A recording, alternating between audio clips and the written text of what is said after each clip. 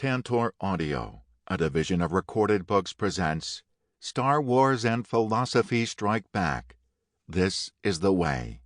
Edited by Jason T. Eberl and Kevin S. Decker. Series edited by William Irwin. Narrated by Al Kessel. Limit of liability, disclaimer of warranty. While the publisher and author have used their best efforts in preparing this book, they make no representations or warranties with respect to the accuracy or completeness of the contents of this book, and specifically disclaim any implied warranties of merchantability or fitness for a particular purpose. No warranty may be created or extended by sales representatives or written sales materials. The advice and strategies contained herein may not be suitable for your situation. You should consult with a professional where appropriate. Further, readers should be aware that websites listed in this work may have changed or disappeared between when this work was written and when it is read. Neither the publisher nor author shall be liable for any loss of profit or any other commercial damages, including but not limited to special, incidental, consequential, or other damages. Introduction. Boba Fett riding a Rancor. In 2005, when we published Star Wars and Philosophy, More Powerful Than You Can Possibly Imagine, the release of the Star Wars prequel trilogy was about to be concluded with Episode 3, Revenge of the Sith. Fan response as well as critics' reviews were generally tepid.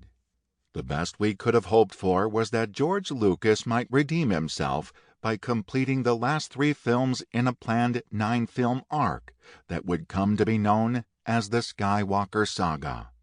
At that time, we couldn't have predicted that Disney would purchase the franchise from Lucasfilm in 2012 for $4.05 billion in cash and stock.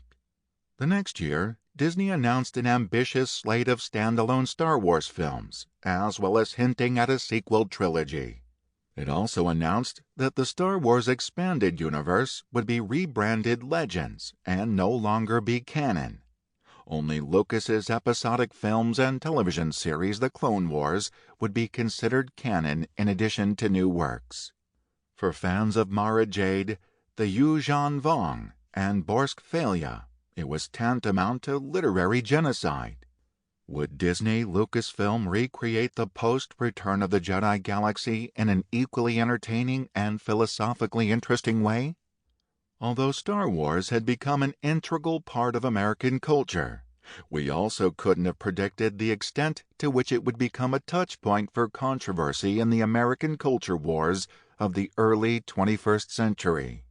Plenty of fans didn't care for The Force Awakens, The Last Jedi, or The Rise of Skywalker for aesthetic, canonical, or personal reasons. Yet sequel trilogy directors Rian Johnson and J.J. Abrams made precisely the right move in writing characters and casting actors, and so declaring that women and people who hail from marginalized groups are part of grand narratives too. Using codes such as keep politics out of entertainment and projecting their own toxicity onto Lucasfilm and Disney, the reprehensibly anti-feminist, anti-diversity casting fandom menace movement politicized the films in a way surprising and distressing to OG fans like ourselves.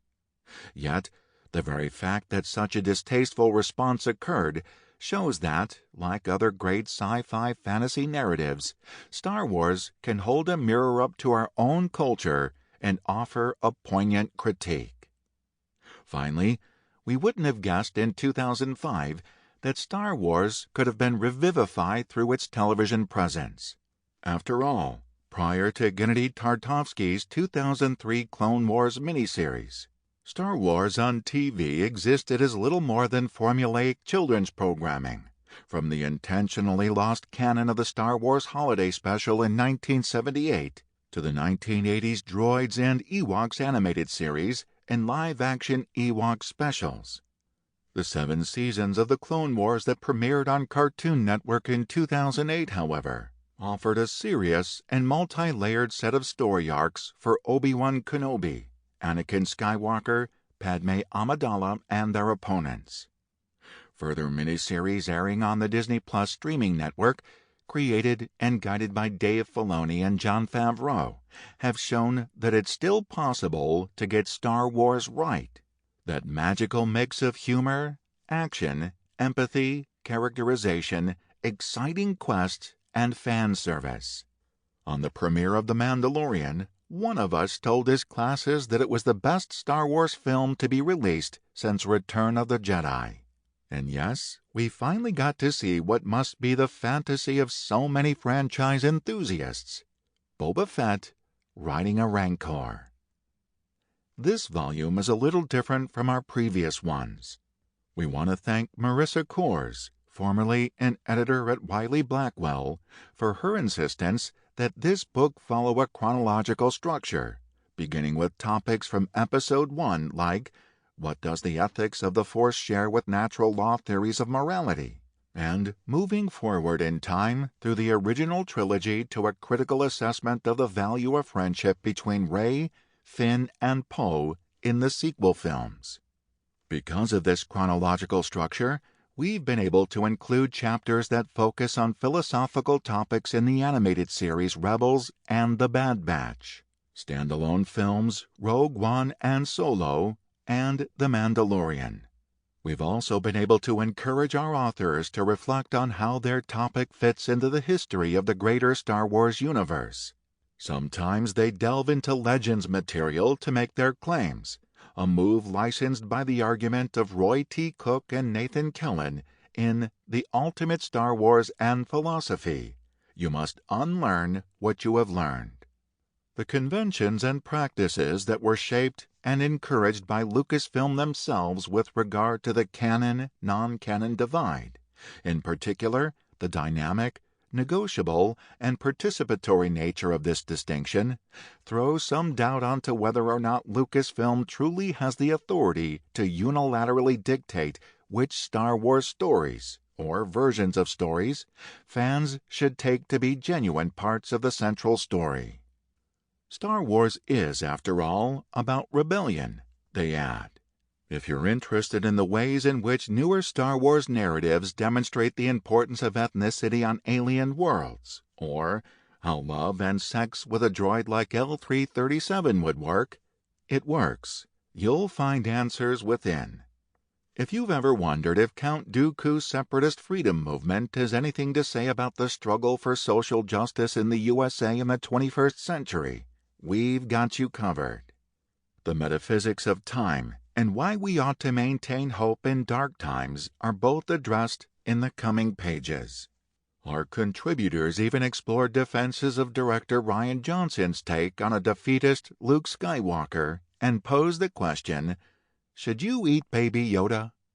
As Star Wars Galaxy Far, Far Away continues to expand, so do the philosophical questions that inspired some of the brightest minds in our own galaxy. We invite you to join our clan of 37.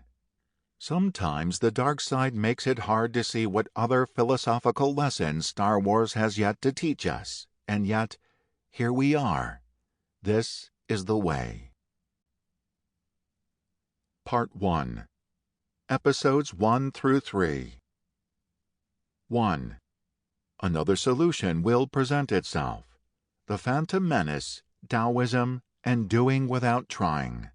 Russell P. Johnson.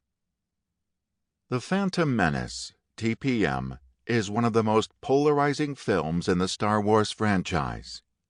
When it was first released in 1999, some fans claimed that it ruined their childhood. But for many fans since then, it's been their childhood.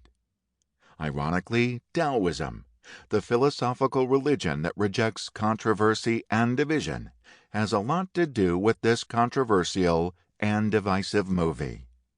If we watch this film with some classical Chinese philosophy in mind, the different narratives, themes, and characters start to make more sense. In short, the philosophy in TPM is to Taoism what Taco Bell is to Mexican food. TPM may not be the most authentic example of Taoist philosophy, but it's got some of the same flavors. This is the way. Classical Taoist thinking, found in texts like the Tao Te Ching and the Zhuangzi, says that everything we experience is always changing, often into its apparent opposite. Day is always turning into night, and night is always turning into day. Cold weather becomes warm in the springtime, and warm weather turns cold in the fall. At least this is how it works in China. On Hoth, the weather just tends to stay cold. There's a rhythm in the natural world. The sky produces water, which nourishes trees, which are then burned in fires, which send smoke back into the sky, and so on forever. When living things die, they become food for other living things, and so on forever. This constant flow from one state of being to another is the nature of all things. Nothing is permanent except for change. This is true not just of the natural world, but also of the political one. Totalitarian, rigid empires tend to become overbearing, which causes rebellions and anarchy. Anarchy creates a power vacuum, which leads to new rulers, like the First Order, who become increasingly rigid in their use of power, and so on forever. In our own lives, too, we see this fluid, changing process. If you are calm and permissive, you let things happen that'll ultimately make you angry, yet expressing your anger ultimately calms you down. Everything flows into its apparent opposite. Nothing is static and fixed for all time. Apparent opposites also depend on one another. Warm means nothing without cold. There's no such thing as being cold unless warmth also exists. If it were not for darkness, there could be no light. We would not be able to label anyone tall unless we are comparing them with other people who are short. We could not recognize Chewbacca as strong unless we contrast him with someone who's weak, like C-3PO. The distinctions we use to separate things into good and bad, hard and soft, calm and angry, can make us forget that these apparent opposites depend on one another and are always turning into one another. According to Taoism, there's a fundamental unity to all of reality that we forget when we try to separate what's valuable from what's worthless. We have the tendency to make sense of the world by privileging one side of a dichotomy over the other. Happy is better than sad. Young is better than old. Moral is better than immoral. Smart is better than dumb. Sharp is better than dull. Fast is better than slow. After making these distinctions, we tend to find value only in one side and not the other. I'm wealthy and not poor. I worked very hard to be wealthy and not poor. I'm proud of myself for being wealthy and not poor. By doing so, we forget that any one side in a dichotomy depends upon its apparent opposite, flows into its apparent opposite, and is part of a more fundamental unity. Wealth depends upon poverty and is always coming from and returning to poverty. To think otherwise is to be deluded. A classic example is dirt and flowers. Flowers grow out of the dirt, and then they die and decompose and become dirt. In The Last Jedi, Rey gets a glimpse of this when she's meditating on Ahch-To.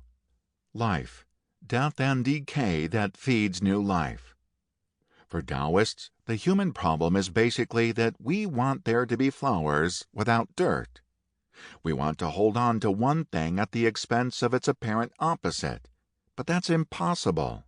Symbols like the well-known Taiji diagram, the yin-yang symbol that's emulated in the Jedi temple on Ahch-To, can help us remember the fundamental unity of all things and free us from our tendency to think in terms of stark opposites.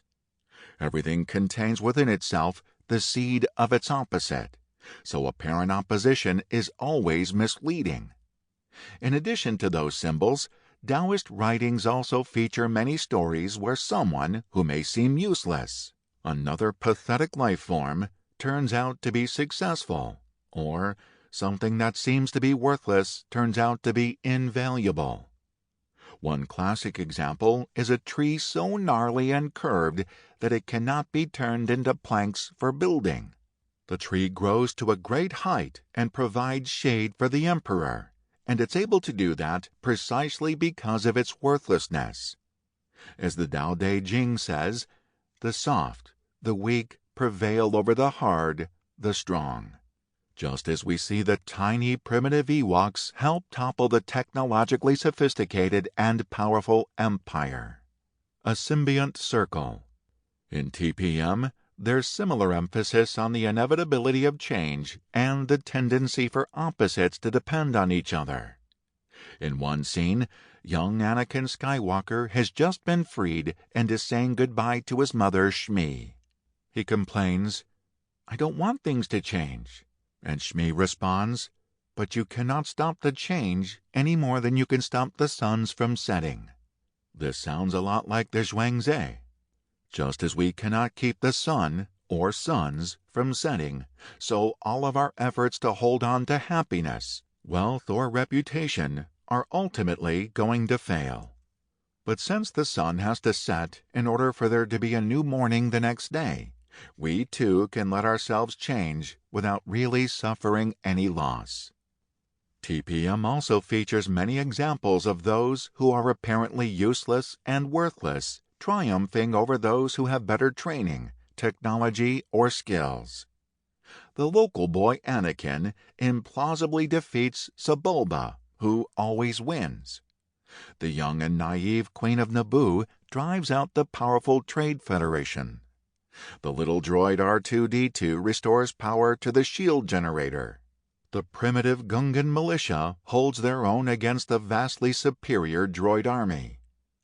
TPM emphasizes that we should not rely too much on our judgments of who is capable and who is not.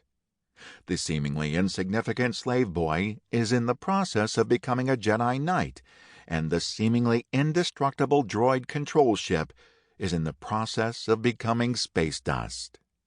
Symbiosis is also a theme that runs through TPM. Two civilizations on the same planet, the Naboo and the Gungans, depend upon one another. As Obi-Wan Kenobi explains to Boss Nass, you and the Naboo form a symbiont circle. What happens to one of you will affect the other. Flowers depend on dirt, which depends on flowers. Light depends on dark, which depends on light. Cold depends on warm, which depends on cold. The opposition between the Naboo and the Gungans only conceals their fundamental unity. Qui-Gon Jinn echoes this idea when teaching Anakin about midichlorians. He says that living beings and midichlorians are symbionts, life forms living together for mutual advantage. Mutual dependence, not opposition, is the natural order of the world. Doing without trying. If we agree with the Taoist picture of the natural order, what should we do about it? Do we just do nothing? Well, yes and no. Instead of striving to be rich, virtuous, or famous, the better way to live is to recognize the fluid nature of reality and act accordingly. This is the idea of non-action, or wu wei in Chinese. If, when we act, we are striving to grasp one side of a dichotomy but not the other, to have flowers without dirt, we'll constantly fail and be frustrated. The more we try to make things turn out the way we want them to, the more we'll mess them up, just as Anakin's turn to the dark side in order to save Padme tragically results in her death. Striving to achieve one side of a dichotomy ironically drives one further into its opposite. The more a nation clings to security and pursues it at all costs, the more insecure and ultimately susceptible to fear and war it becomes.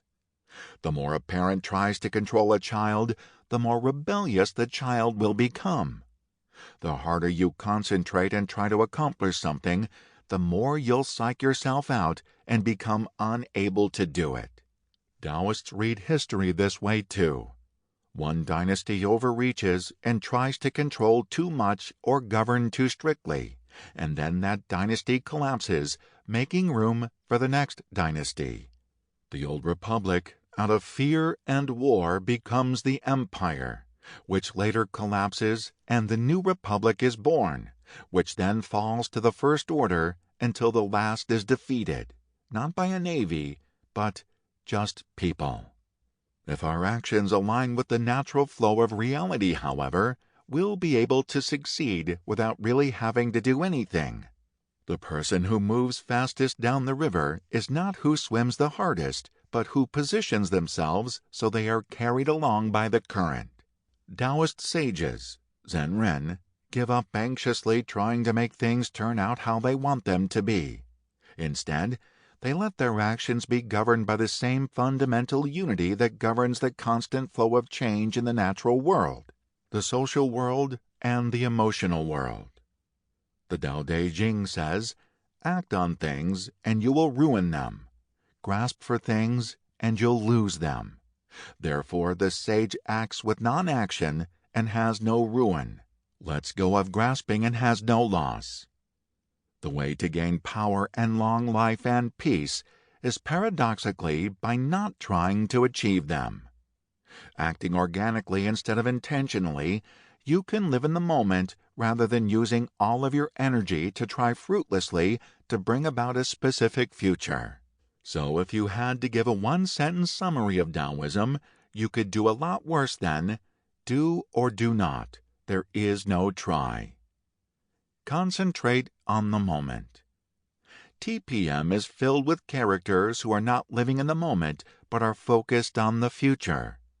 More specifically, it's filled with people making predictions that turn out to be wrong. The Jedi assume the trade negotiations will go smoothly.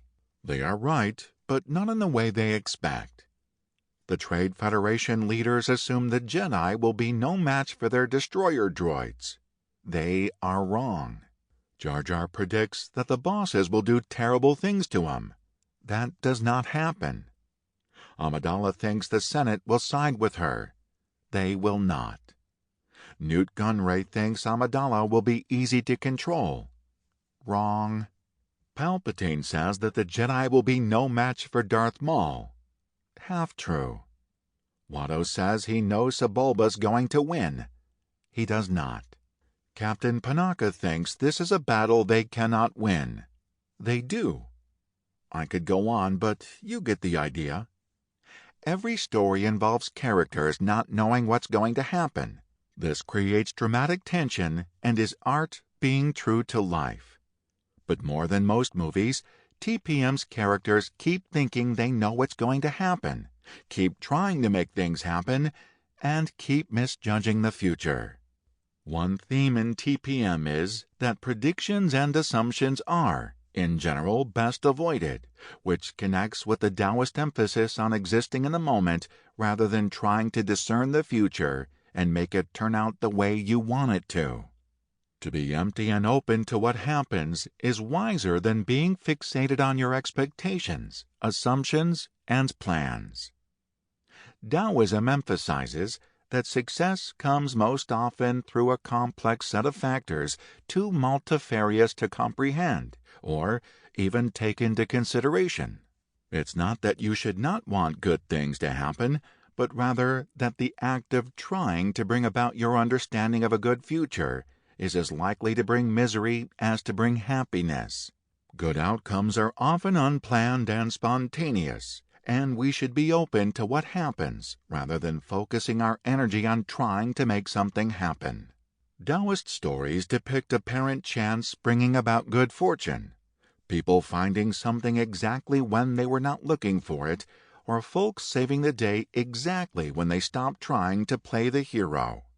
These stories remind readers and listeners that human beings aren't great at making events turn out how they want them to. But this is no reason to despair. One Taoist parable is about a drunk man who falls from a horse and is not injured. He does not tense his body up to brace himself for the impact. He just literally rolls with it, and his relaxed muscles and joints do not get injured, a trick pro wrestlers use. The implied lesson is that if you stay flexible and roll with things as they happen, you'll be better able to live in the world than if you always think about what you are doing and whether it's working or not. The story, by the way, is not endorsing drunken horse riding. Or at least, I'm not endorsing drunken horse riding. You should always have a designated driver, or at the very least, a sober horse. Qui-Gon exemplifies this tendency to stay in the moment and trust in the flow of reality. In some ways, Qui-Gon's actions and non-actions resemble those of a Taoist sage. In fact, the name Qui-Gon is likely derived from Qi-Gong, a set of Chinese practices for aligning the energies of one's mind and body with the natural order. Qui-Gon tells Anakin, "Remember, concentrate on the moment. Feel, do not think. Use your instincts." As the prequel trilogy goes on, we see to what degree Anakin fails to follow this advice. Everyone else in TPM is stressed and worried about things, but not Qui-Gon. So you are being eaten by a fish? Do nothing. There's always a bigger fish. Jar Jar asks, "Where we's going?" Qui-Gon responds, "Do not worry. The Force will guide us." Their bongo starts to lose power, and Jar Jar exclaims, "We's a-dyin' here." Another wrong prediction. Qui-Gon calmly replies, "Just relax. We're not in trouble yet." Cannot get where you are going? No problem. Land on Tatooine. Sandstorm coming? Cool. Stay with the nearest 9-year-old. Betting everything you have on a child in a death race? That is fine. After Darth Maul arrives on the scene, Anakin asks, "What are we going to do about it?" Qui-Gon takes a deep breath and says, "We should be patient." When there seems to be no way off Tatooine, Qui-Gon says, "I'm sure another solution will present itself." This summarizes his whole character. After a Sith assassin comes for the Queen, Qui-Gon laughs and counsels patience. Afterward, we see Palpatine, Amidala, and Valorum talking about how distressed and anxious they are. Clear contrasts to Qui-Gon. Unlike almost everyone else in TPM, Qui-Gon is not quick to make judgments. When asked whether the Queen's idea will work, he does not answer. He often says, "I'm not sure." Even when he thinks Anakin is the chosen one, when asked about it, he says, "I do not presume." This starts to change toward the end of the film, but for the most part, Qui-Gon remains in the moment, doing, non-doing, being mindful, and aligning his will with the living force. The Zhuangzi says, "When you let go of the world, you are free of entanglements. Free of entanglements, you are balanced and untilting.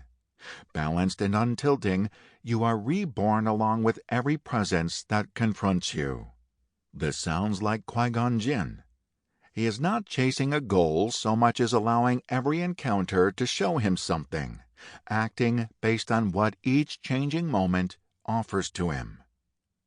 Now this is pod racing. TPM's final victory is not the result of conscious intention. Anakin does not have a plan to fly to the Trade Federation's control ship. He just starts pressing buttons, and things keep working out for him. The Queen has a plan, but it's failing. Meanwhile, Anakin's actions are the opposite of a plan. He's on autopilot, and then when he's not, he's like, "I'll try spinning. That's a good trick." This is not exactly a strategy. After Anakin shoots the torpedoes that destroy the ship, all he can say is, "Oops." Intercut are similar scenes of Jar Jar succeeding through his own seeming incompetence. He keeps accidentally dropping bombs and destroying enemy droids by chance. It's played for laughs, but there are similarities with Taoist stories of eccentrics achieving success without trying for it. Victory comes not through careful planning or heroic effort, but rather by Anakin being in the moment, acting without acting, just like Qui-Gon told him to do. He's not doing it. Sample complete. Ready to continue?